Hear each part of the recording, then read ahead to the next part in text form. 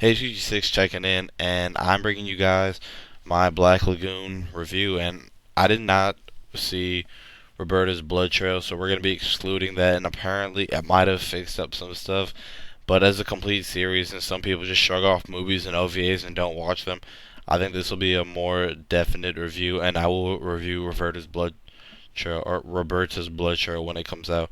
But until then, I have the complete series review of season 1 and 2 for people who have watched it. Now, I will be spoiling the whole story, or the whole quote unquote story of Black Lagoon, but there's really not that much to spoil because they just go from mission to mission, and there's not that much story or anything. But if you really want a story or a plot, it's basically a guy named Rock is taken hostage by the Lagoon Company after having his boss tell him he's worthless. He decides to leave his job in Japan and join the Lagoon Company. That's really it in about one line. So then from there on, the story really just takes off, and the cast of characters are Dutch, the big black stereotypical, of course, strongest guy, and he's the leader. Benny, the geek. Rock, the he's I don't even know how to explain him. He's just like the guy that doesn't seem really necessary to the group, but it's nice to have. And then Revi, the Chinese American. So Dutch is the leader, Benny's the hacker, Rock is, let's call him the negotiator, the sympathetic or empathetic negotiator, and Revi just the crazy girl who's part of this bounty gang. So the Lagoon Company, which Rock joins, is just a group of, I wouldn't say bounty hunters, but they take up jobs which involve killing people. Now the setting is both at sea on their boat and at the main town that they're in, Ronaburg.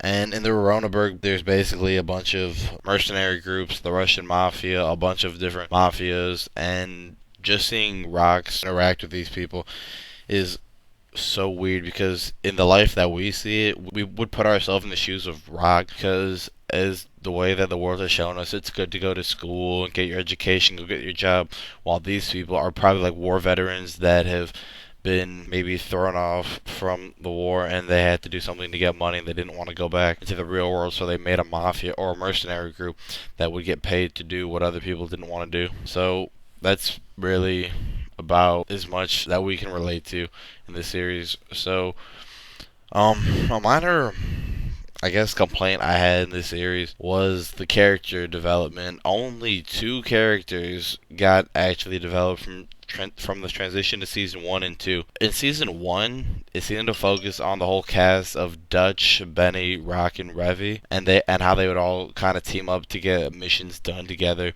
While in season 2, it seems to transition more to Rock and Revi, and I think in the last like 3, 4, 5 episodes, we only see Dutch and Benny once. Now, the character development that Rock goes through is his life changes after joining the Lagoon Company. After a couple of missions, he seems to be okay with the Lagoon Company, like he's actually comfortable with talking to him. And in his final job with Revi and the Russian Mafia, he meets a female character, which changes his output on life. It makes Rock feel like he's, I'm gonna use a metaphor that they said in the anime, that he's in between a cliff or something like that, and he can either go back to Japan and do things the quote unquote right way, or go back to Ronaburg and do things the mercenary path, or just however the Lagoon Company would keep on doing it. Now, in the second season, I don't know if this is just a way to bring in a different type of audience. I really doubt it because it didn't work well at all.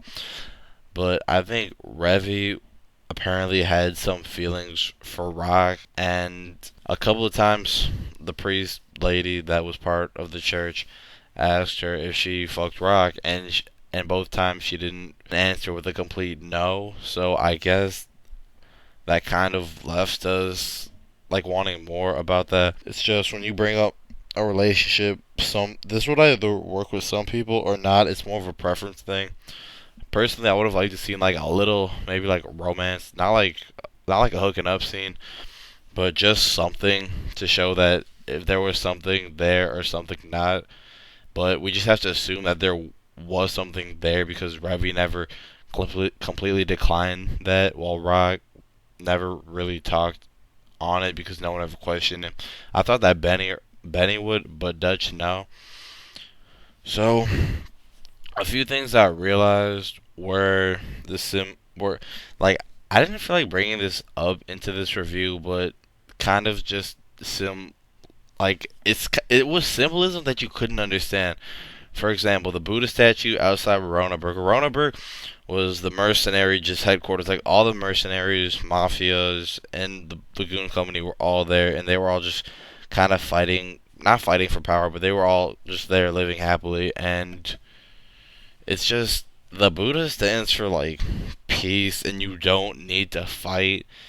So it could be a type of satire, but I don't really know because the Buddhists running peace and you don't need to use violence, but continuously you see like guns fire off, people dying pretty consistently, and it's just kind of weird. I don't really know why they kept on showing the Buddha statue because nobody ever explained the significance of it, and the fact that we saw it like at least so every so often just kind of left me hanging like, wait, is there really something important to that? So another symbolism factor is Rock's suit. Now, a lot of people said that Rock never changes his suit. He never puts on anything different. He's just in that suit, and a lot of people might just go like, "Oh," and they might just shrug it off and be like, "Oh, it's just something that he does." But I feel like it's because he never changes his clothes because he couldn't drop all the ties to what he's been working for all of his life. Because in the first episode of the first season, he talks about like how shitty his life was, how he's been like kissing ass since he was young, and he's just been working hard. Now that he has like a good office job, he really wanted to keep that. So I guess it kind of reflects to like the last mission too, when he was with Bala, the I can't say her name, but the head of the Russian mafia lady, and the girl that took over from the other clan that the Russian mafia was trying to destroy. She she had the most impact. She, as in the girl that the Russians were trying to destroy, she had the most impact on Rock overall because Rock didn't want her to get sucked up into this life because he's been part of the quote unquote life of being a killer or being involved with killing people. And he said that a girl like her who enjoyed reading books, she didn't live a secretive life.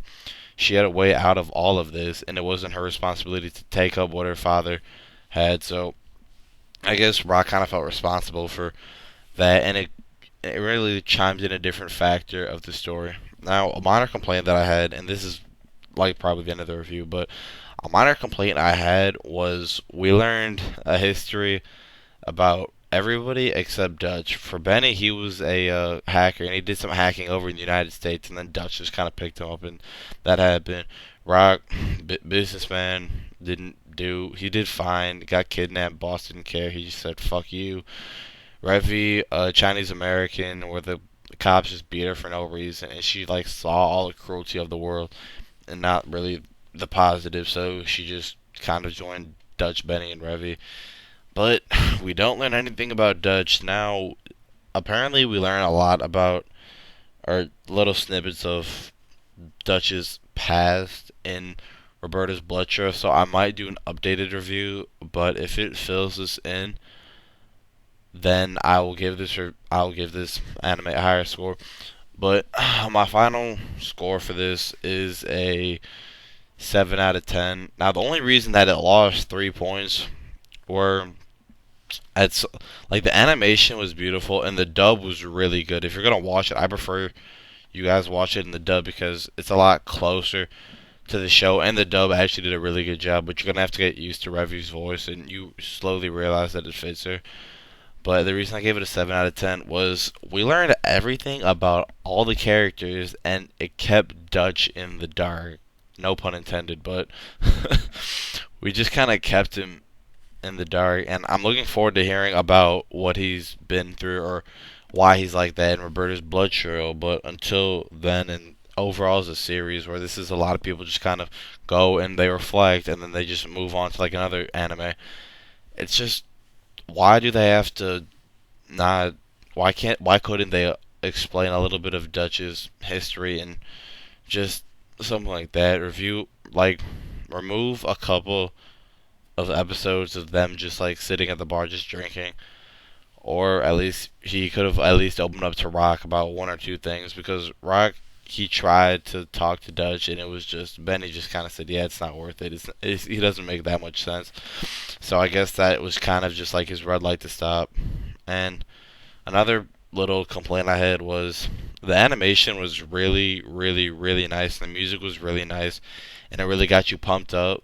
The music and the visuals, but at some parts it was just really bad and kind of lazily drawn out, if that's even a word.